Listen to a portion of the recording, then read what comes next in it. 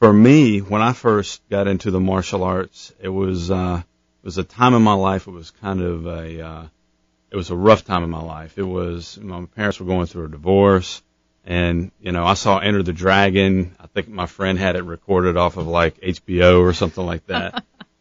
And this was 1987, so, it was quite a long time ago, but I remember putting it in there, and you had the lines on the VCR, because you had recorded over something. But, I think I watched that movie every day for about a year.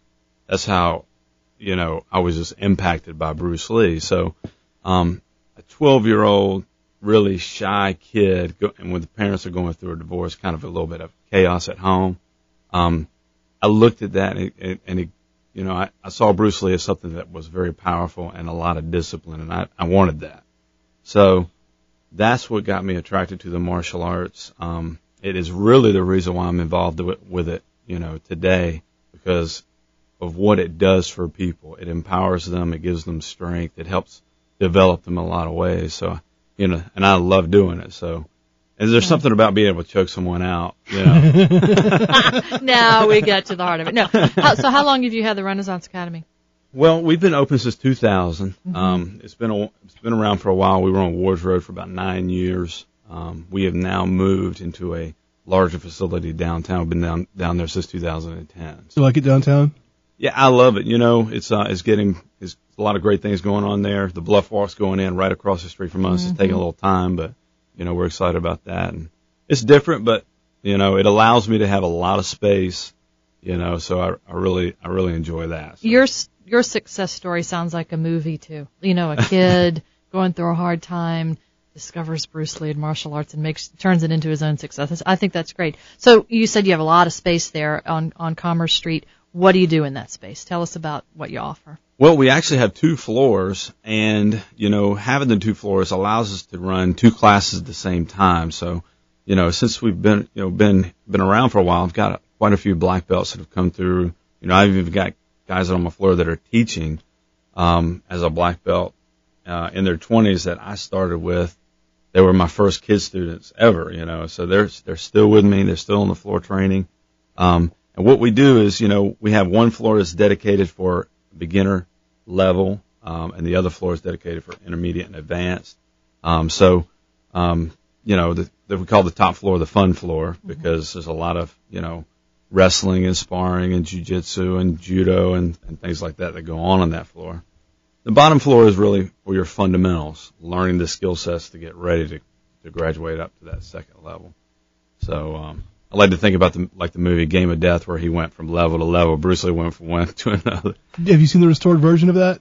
The Warrior's Journey. Yeah, when they found the footage, they found the extra footage. Oh, I love it. Yeah. That's if you come to my academy, I'm going to ask you, have you seen a Bruce Lee movie? And if you haven't, I'm going to demand that you watch something. Game of Death is fun. Oh yeah. It really is. And you get Kareem Abdul-Jabbar. Yeah. In there as part of it, so someone who's recognizable easily to an American audience. Let's talk about the different arts. A lot of people might just think karate and lump it all together as karate, but it's not. Tell us about, you mentioned jiu-jitsu, and talk about the other styles, I guess. I respect all styles. I started with Taekwondo. What is that? Taekwondo is a Korean, it's like, let's say Korean karate. Okay. It's a very, very powerful kicking martial art.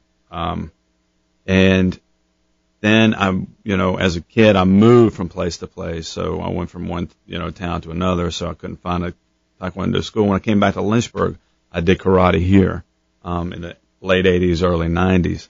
And, as I continued, I always wanted to learn new stuff, and because Bruce Lee was my inspiration, I was like, man, let me get everything, I can learn from everybody. So I started to box, and then UFC happened, and I learned that I really need to learn this ground game. So, I met some people and started training jiu-jitsu. And so one of the things I like for my students to do is to be able to defend themselves in all ranges, and 99% of about situations start standing up, but 80% of them end up in clinch or on the ground.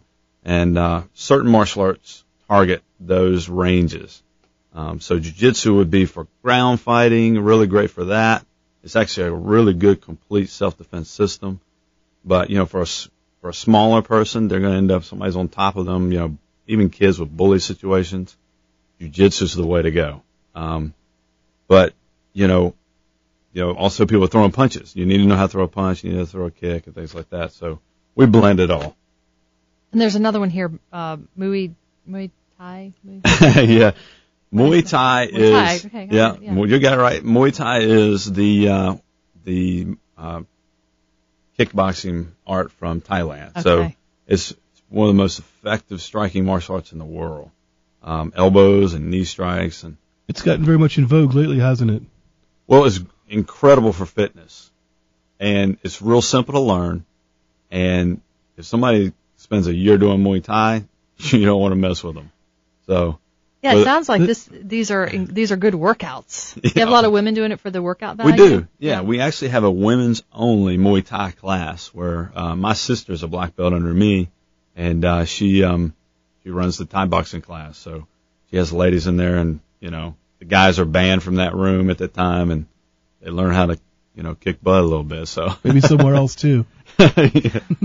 When you say a black belt, everybody hears about people being a black belt. What exactly does that mean? How do you reach that level? Well, the martial arts is a little different than it was. The martial arts industry in the whole has changed a little bit over the last 20 years. But, for my academy, a black belt is typically, takes about 3.5 to 4 years for someone to reach. 4 years is a typical good martial arts school. It's got strong fundamentals. It's going to be about a 4-year program. So it's kind of like going to high school and you get a high school diploma. After a lot of the stuff you learn and your development happens after you learn your basics. Well, my opinion is the black belt is white belt to black belt is you learn your basics, and you can go in every range, and now you can express yourself. If you want to continue to, develop your jiu-jitsu, and that's the way you want to go, that's fine. Or, you want to just mix in some kali and stuff like that. Now I know what works and what doesn't work, so I can kind of express myself. So. And so you can tell me what sort of what things will mix and match well with each other. Someone, if they instead of being, say, they don't want to just exclusively learn whatever it might be, jiu-jitsu. Right. Say, okay, here you take this from Taekwondo and this from Muay Thai or whatever else is, and these things will work well together. You want me to give you my opinion? Yeah. Okay. I mean, I don't know what would mix and match together. I'm just grabbing them at random. All right. Well, let me frame this opinion by Okay. this is just an opinion, Fair okay? enough. Because there are a lot of different martial artists that would they would not agree with me. So just my opinion, I think Taekwondo's got great kicks. Muay Thai is fantastic. I mean, there's nothing about Muay Thai that's not functional. It works, and it's real simple. So that's what makes it so functional and very powerful.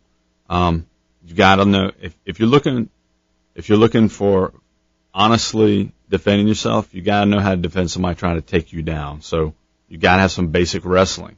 A guy who knows how to football tackle, if you don't know how to keep him from taking you down, I don't care how long you've been learning karate or taekwondo or whatever striking martial art you've been learning, he'll hold you down there and pound you, until you go to sleep. So, that's the reality of it. So, that wrestling and then jiu-jitsu is essential for a smaller person because you're going to end up on the ground. Now, jiu-jitsu, if somebody would take one martial art and they were, smaller, even a bigger person, but I would say jiu-jitsu is the one that's going to get you home safe. So. All right, fair enough. Now, you guys have summer programs for kids and summer martial arts for kids at the Renaissance Academy of Martial Arts as we talk to Jamie Ridgeway. So I'll tell you what, when we come back, Okay. we'll talk about those programs that you offer, something different for Okay. kids, and how this, benefits them. It's fitness, it's self-defense, it's teaching them confidence, all kinds of things. So we'll continue talking to Jamie Ridgeway, Renaissance Academy of Martial Arts, after this.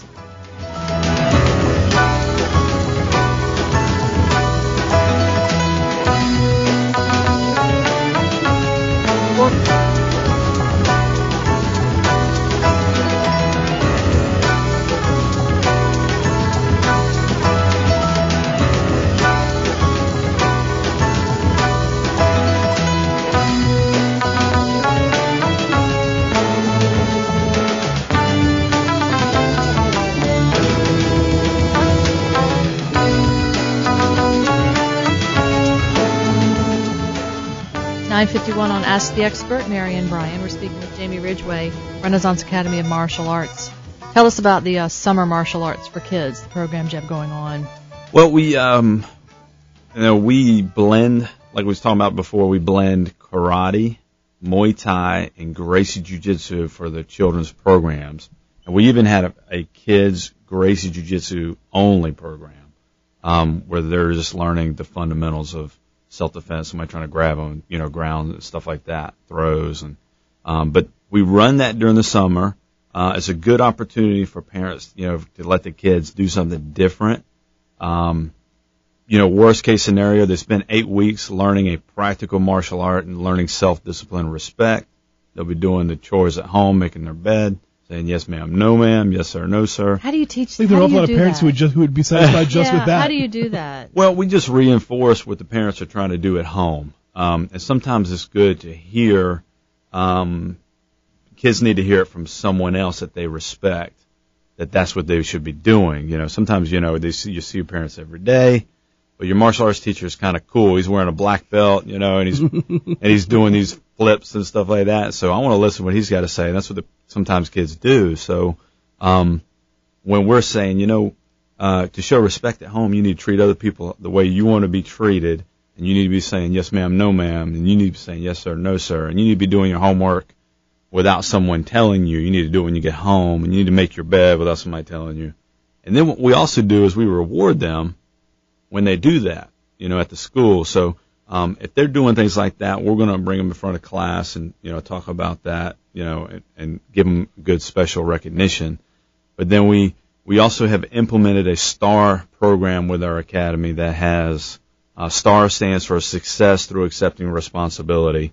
So the kids, they do certain things that, show respect, and then they bring it in, they've written it down, and they'll earn a star on their uniform. And you'd be surprised what a kid will do to be recognized, appreciated, and have a star on their uniform. It's kind of like the Boy Scouts, you earn that badge. Yeah.